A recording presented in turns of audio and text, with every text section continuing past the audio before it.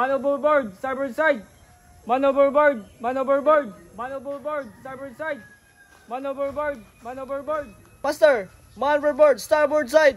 I repeat, Master, man overboard, starboard side. Hello, Master, bridge, man master overboard, speaking. starboard side. Acknowledge, emergency procedure initiated. Time, 1423 minutes. Location, 34 degrees 15 minutes north, 118 degrees 15 minutes west. Officers, prepare as we perform a Williamson turn.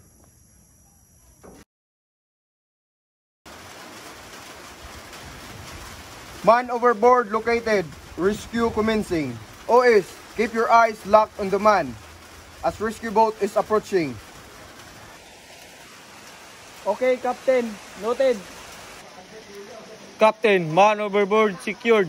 We're about to aboard the rescue boat and return to the vessel. Captain. Yes, Chief Officer, Master speaking. Man overboard secured. Well done, team. Rescue operation complete. Excellent work.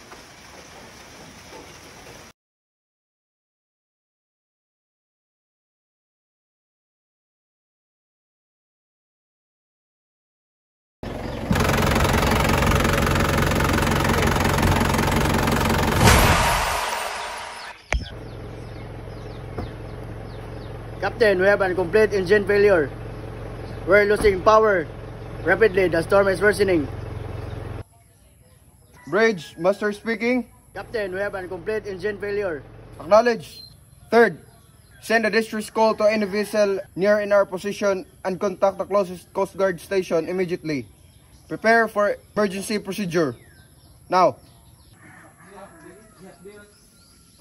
Mayday, mayday, mayday. This is MB Vanguard. In position 39 degrees 54 minutes 32.1 seconds north.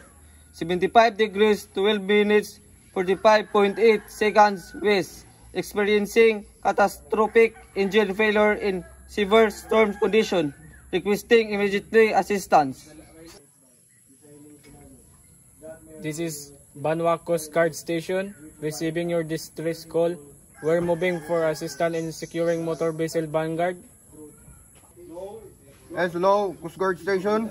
This is the captain of motor vessel Vanguard. We're moving for assistance in securing motor vessel Vanguard. Copy. Thank you, sir. Mayday, mayday, mayday. This is motor vessel Atlantis. We have received your distress call. Our ETA to your location is 1345. Please confirm your current position and any additional information about the situation. Over. Attention all crew, attention all crew, attention all crew.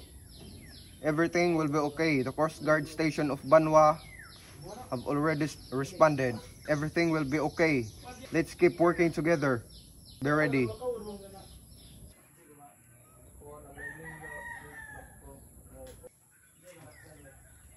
Master, we are now mastering and ready for any emergency that might happen at any time.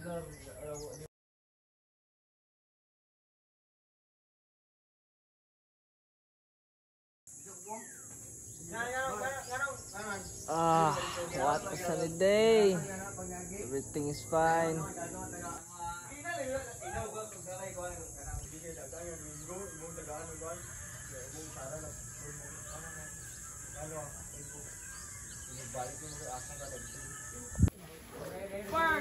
Fire in cargo hold number 3. What? Fire! Keep away from the fire! Captain, we have a fire on cargo hold 3. It appears to spreading rapidly. I need immediate assistance. Yes, hello, Bridge, Master speaking. Captain, we have Yes, a fire Chief. on cargo hold 3. Acknowledge.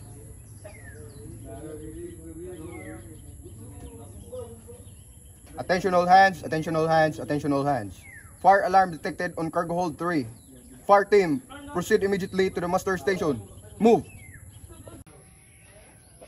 Copy, Captain. All crew, there's a fire detected in cargo hold number 3. We must extinguish the fire in 2 to 3 minutes, okay? Move!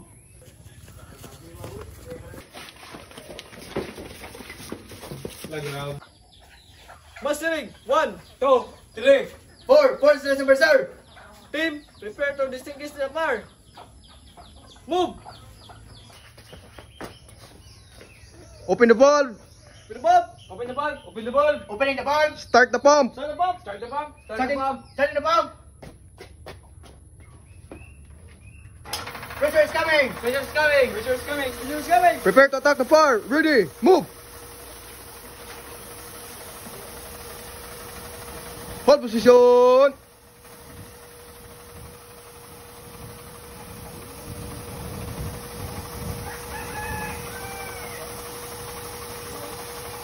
Fire is out. Fire is out. Fire is out. Fire is out. Ready to back off. Ready. Move.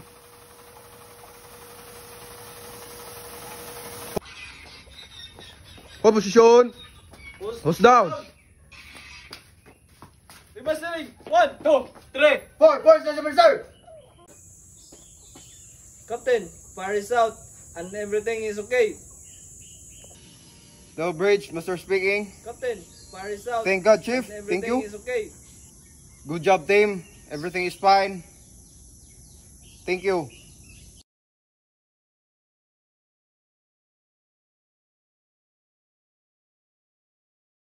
How did sincerity influence your team's crisis response? As a captain, sincerity lead to honest reporting, enabling quick decisions, building trust for better teamwork, ensuring accurate information, and ultimately increasing the success of our crisis response. As a captain, I remain calm and firm for my decisions as it is very crucial for the given scenarios. I do what I need to do to overcome the crisis and it went well. Additionally, as a captain, being firm for your decision is very important for the reason that everything is your responsibilities. As one of the member of the given scenario, all I can say based on my decision making is that I trust what I have decided on what to do. I trust every crew member for what tasks we need to overcome and surpass. I relay message and concise report and about the scenarios that makes it firm in terms of my decision making. As a crew member, you must be positive in decision making and trust yourself. In my part, I lead the firefighting team. I remain calm and stick to what the task is. And based on my decision making, as you can hear me leading the firefighting team, I show no hesitation at all. Fast reaction and safety. With the trust of my team, we have performed it correctly, and I think the efficient response clearly show how effective and sincere my decision while approaching the said problem. For my part, I believe and trust myself on what I decide. I make sincere decision. I also have faith in my captain for his outstanding leadership, and I also don't hesitate to relay the crucial scenario to officials as it's very important for the safety of the team. As a crew who portrays on one of the role in the scenarios, trust is very important. You need to be firm and on your decisions. I remain calm and trust my decision as also follow the orders of my higher ranks.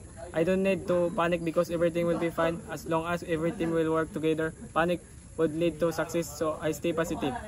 As one of the member who portrays any roles in the scenarios, I remain firm on my decision making and I stay positive as I believe that everything will be alright by doing everything through teamwork. No hesitation decision. You must be positive in your decision